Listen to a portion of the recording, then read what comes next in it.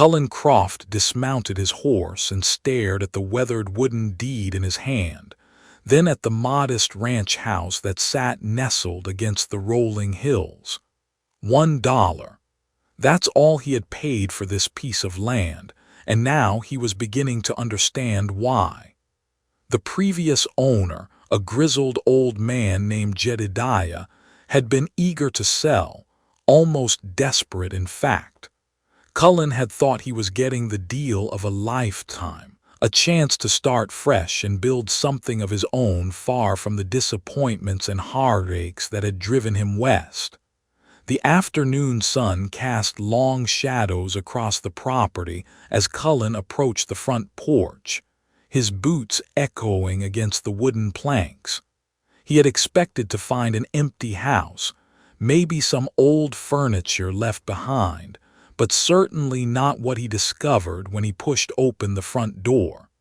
There, standing in the middle of the main room with a rifle pointed directly at his chest, was a woman with fierce green eyes and auburn hair that caught the light streaming through the windows. "You need to turn around and leave," she said, her voice steady despite the obvious tension in her shoulders. "This isn't your land." Cullen raised his hand slowly, showing the deed he still clutched in his right palm. "Ma'am, I think there's been some kind of mistake. I bought this property fair and square from Jedediah Morrison. Got the paperwork right here to prove it." The woman's eyes narrowed as she studied the document, though she never lowered her weapon. "Jedediah," she spat, and there was a bitterness in her voice that spoke of deep betrayal. "That old fool sold you something that wasn't entirely his to sell. I'm Calla me, and I've been living on this land for the better part of 2 years now, taking care of it, making improvements, keeping it from falling apart completely." Cullen lowered his hands carefully, sensing that the immediate danger had passed but knowing he needed to tread carefully. "Miss Calla, I paid good money for this place." "Well," he paused, a wry smile crossing his face. "I paid $1 for it, which should have been my first clue that something wasn't right. But legal is legal, and I've got the deed to prove ownership." Calla finally lowered the rifle, though she kept it within easy reach. Her posture remained defensive, like a wild animal ready to bolt at the first sign of real trouble. "Jedediah only owned half this property," she explained, moving to the window and peering out cautiously. "The other half belongs to me, or it should anyway. My father worked this land, improved it, made it into something worth having before he died." The way she said it, with such pain and anger mixed together, made Cullen suspect there was much more to the story. He set his hat down on a nearby table and studied her more carefully. She was younger than he had first thought, probably not much past 20, but there was something in her eyes that spoke of hardships that would have aged anyone beyond their years. "Your father," Cullen said gently, "what happened to him?" Calla's jaw tightened, and she turned away from the window to face him fully. "Mining accident," they said. "Cave-in at the old Corbett mine up in the hills. But it wasn't any accident, mister. Those Corbett brothers killed him as sure as if they'd put a gun to his head, and they did it because he wouldn't give them what they wanted." Before Cullen could ask what that meant, Calla continued, her words coming faster now as if a dam had burst inside her. "My daddy found gold up there, a real claim, with papers and surveys and everything legal and proper. But the Corbetts, they figured they could just take it, muscle him out like they'd done to so many others. When he wouldn't back down, when he stood his ground and told them he'd fight them in court if he had to, they arranged for that cave-in. Made it look like bad luck, but I know better." Cullen felt a chill run down his spine. He had heard stories about men like the Corbett brothers, men who took what they wanted and eliminated anyone who stood in their way. "And they think you have these papers now." Calla nodded grimly. Because I do. Daddy hid them before he died, knew somehow that trouble was coming. He left me clues, little things that only I would understand, and it took me months to figure it all out. But I found them, the deed to his claim and all the survey maps that prove it's legitimate. That's why I've been hiding out here, why I can't just leave and start over somewhere else. Those papers are the only thing standing between justice for my father and letting his killers get away with murder. The sound of approaching horses made both of them freeze. Calla moved quickly to the window, her face going pale as she peered out between the curtains. "They've found me," she whispered, and there was real fear in her voice now. "3 riders, and I recognize the leader. That's Jasper Corbett himself." Cullen joined her at the window and saw the 3 men approaching at a steady pace. They rode with the confidence of men who were used to getting their way, their hands resting casually on their weapons. The leader, presumably Jasper, was a tall, lean man with a carefully groomed beard and cold eyes that seemed to take in every detail of the property as they approached. "You need to hide," Cullen said quickly, but Calla shook her head. "There's nowhere to go. They'll search every inch of this place until they find me. Besides, I'm tired of running, tired of looking over my shoulder every day and night." She moved away from the window and picked up her rifle again. "Maybe it's time to make a stand." "Not alone, you're not," Cullen said firmly. He checked his own pistol, making sure it was loaded and ready. "I may have only paid $1 for this place, but as far as I'm concerned, it's my property now, and that makes you my guest. Nobody threatens guests on my land." The riders pulled up in front of the house, and Jasper Corbett called out in a voice that carried easily across the yard. "Miss Calla, we know you're in there. Come on out now and we can settle this thing peaceful like. No need for anyone to get hurt over a simple misunderstanding." Cullen stepped out onto the porch, leaving Calla inside but positioned where she could cover him if needed. He kept his hand near his gun but didn't draw it, projecting a calm confidence he didn't entirely feel. "Gentlemen, I'm going to have to ask you to leave my property. This is private land and you're trespassing." Jasper's eyes narrowed as he studied Cullen, clearly trying to figure out where this new player fit into his plans. "And who might you be, mister? This is family business between me and Miss Calla, nothing that concerns you." "Name's Cullen Croft, and I own this ranch," Cullen replied evenly. "Bought it legal and proper, got the paperwork to prove it. So anything that happens on this land is my business, whether it's family or otherwise." One of Jasper's companions, a thick-set man with nervous eyes, spoke up. "Boss, maybe we should just take what we came for and get out of here. No need to complicate things with strangers." But Jasper held up a hand to silence him, his attention focused entirely on Cullen. "Mr. Croft, is it? You seem like a reasonable man. I don't suppose you'd be interested in making a little profit on your recent investment. I'd be willing to pay you, say, $50 for an hour alone with Miss Calla, just to discuss some family matters in private." Cullen felt his temper flare at the casual way Jasper talked about buying access to Calla, as if she were property to be negotiated over. "I don't think so, Mr. Corbett. The lady is under my protection, and she'll stay that way until she decides otherwise." Jasper's facade of politeness dropped away, revealing the dangerous man underneath. "You know my name. That means you probably know what I'm capable of. You sure you want to bet your life on protecting someone you barely know?" From inside the house, Calla called out, her voice carrying clearly through the open door. "Jasper Corbett, you murdered my father and you've been hunting me like an animal for 2 years. But I've got something you want, don't I? Those survey papers and the deed to Daddy's claim, that's what this is really about. Jasper's face darkened at her words. Your father was a fool who died because he couldn't mind his own business. Those papers belong to my family now, and I mean to have them. Over my dead body, Calla replied, and Cullen could hear the steel in her voice. That can be arranged, Jasper said coldly, and his hand moved toward his gun. Cullen tensed, ready to draw, but before anyone could make a move, Calla appeared in the doorway. She still held her rifle, but she had it pointed toward the ground rather than at the men.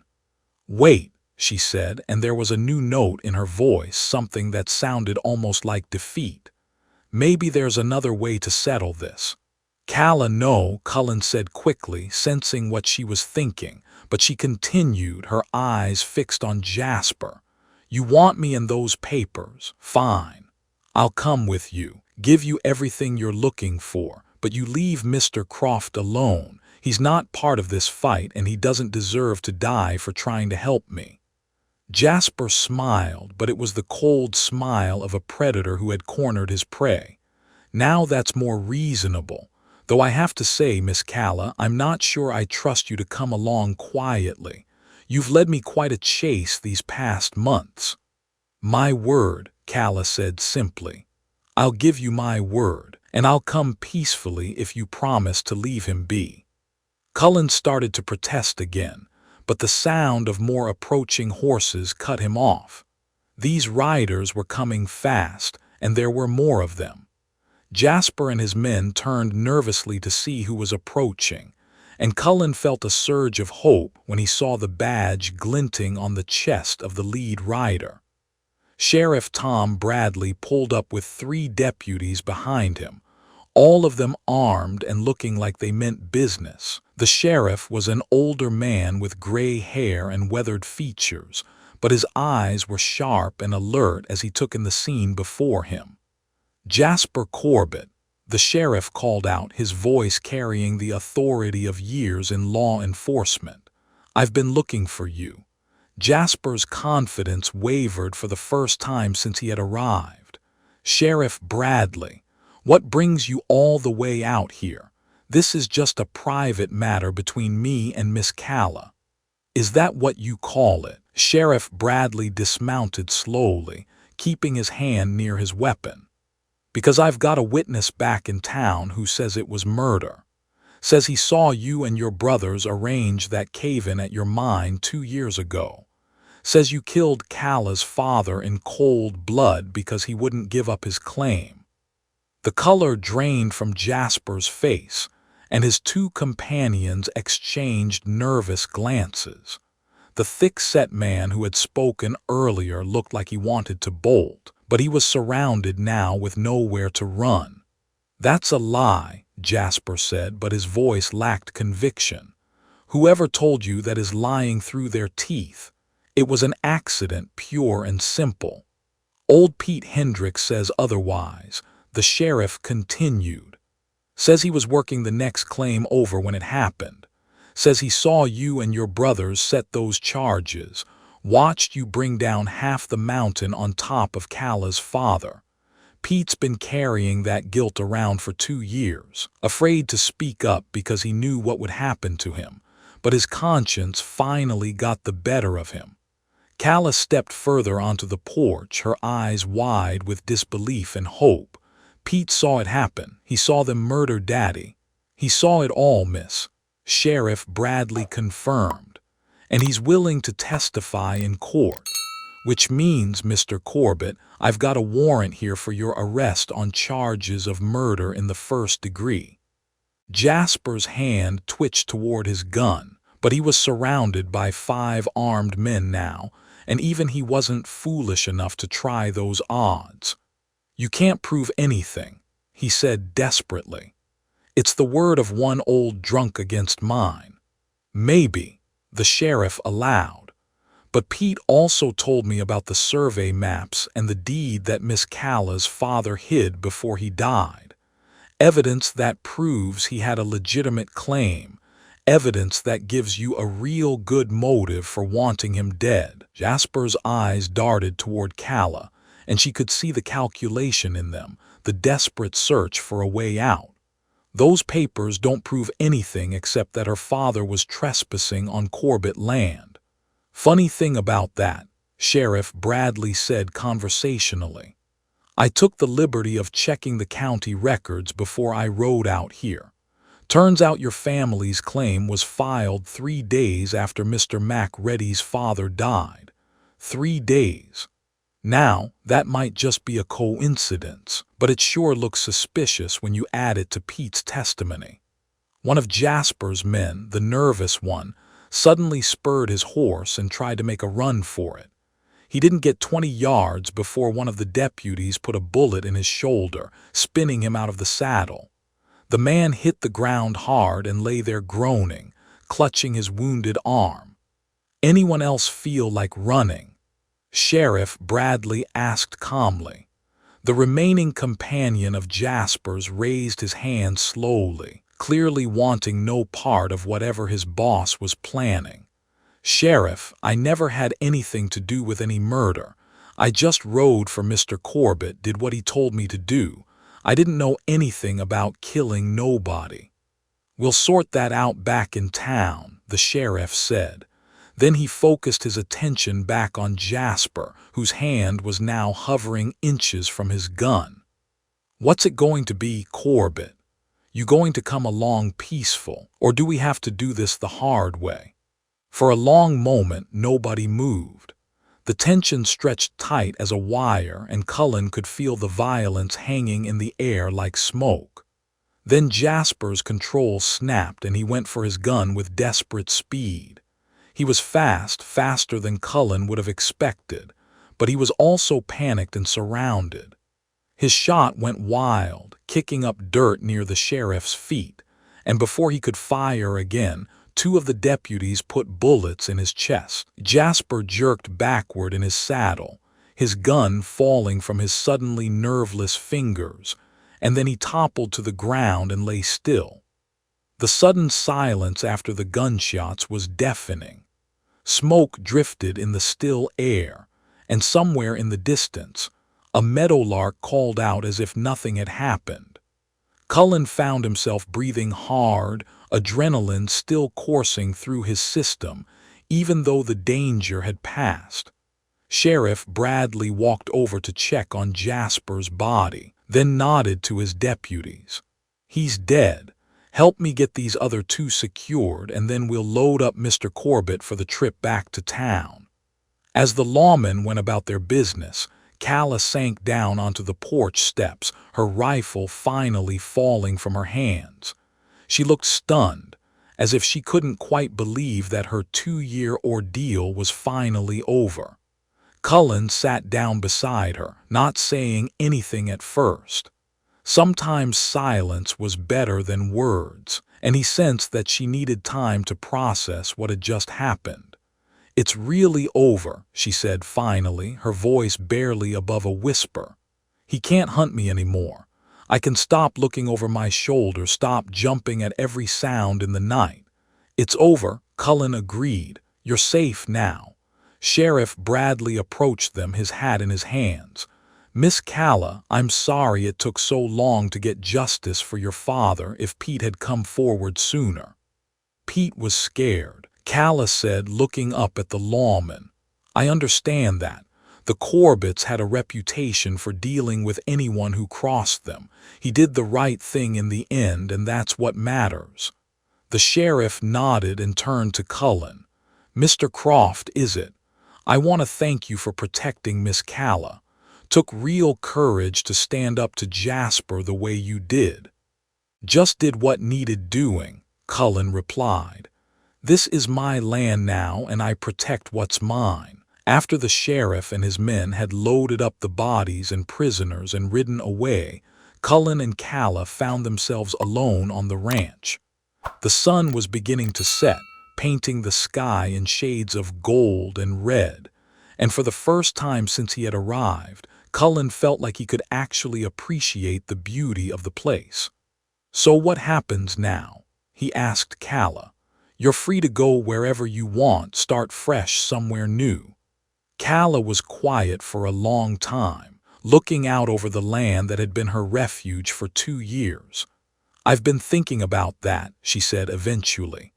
"This place has been my home longer than anywhere else I can remember. I've put work into it, made improvements, grown attached to it.